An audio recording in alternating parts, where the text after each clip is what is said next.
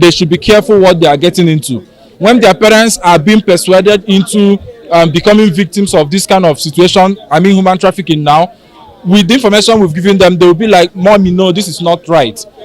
What they are telling us is not actually how it is outside there. We have laws that try to protect the female gender, the children against child labor and against human trafficking, but we also employ them to be more steadfast so that these institutions will become more effective to implement the laws. It's one thing to have laws against human trafficking, it's another thing to implement them. So we commend the government so far on what they have been doing, and we urge them to do more, because we need a safer space for our girls and for our women, even for our boys also. This program is basically to create sensitization, especially among the young people, because they are the future and it's better you catch them young.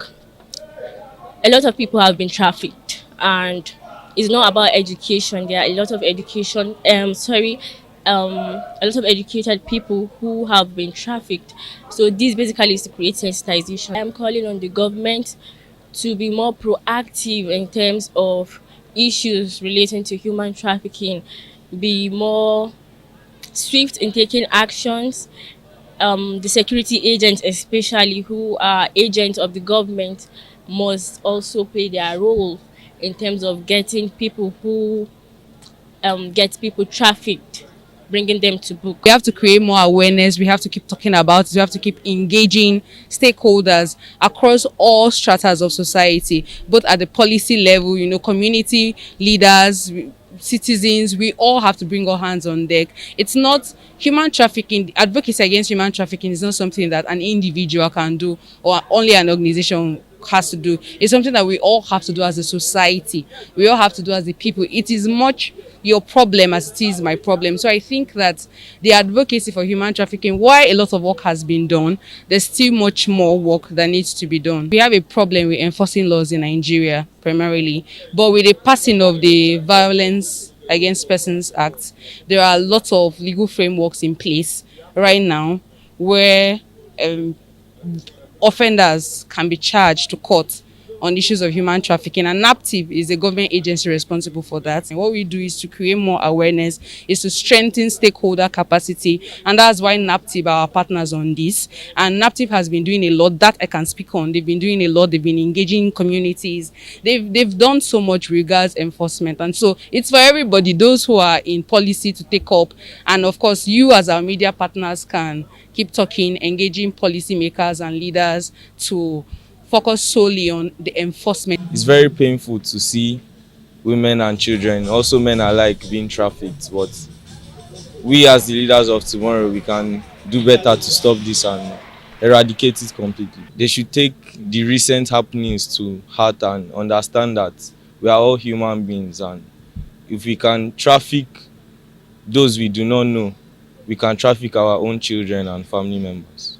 So we should understand that everyone is alike. I can't say I've experienced, but I've heard stories that are quite sad.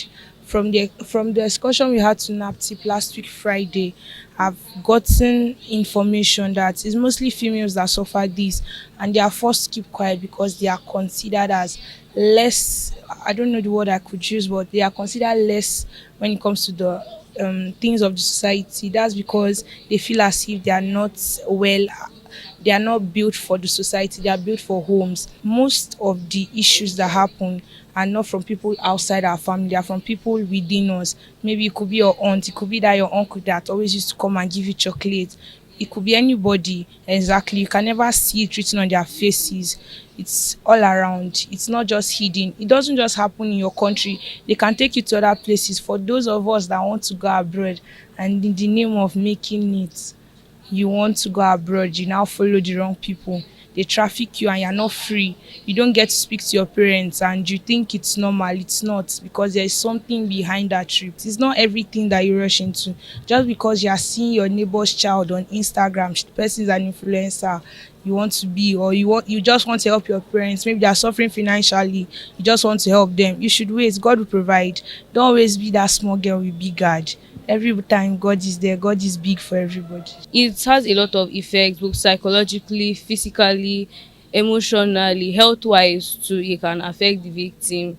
I feel that the victim will come out the same after everything that has happened. Some are exploited for sexual reasons, some for slave trade, different things that are not good. Some children under the age of 18 are taken out there, they are used as slaves.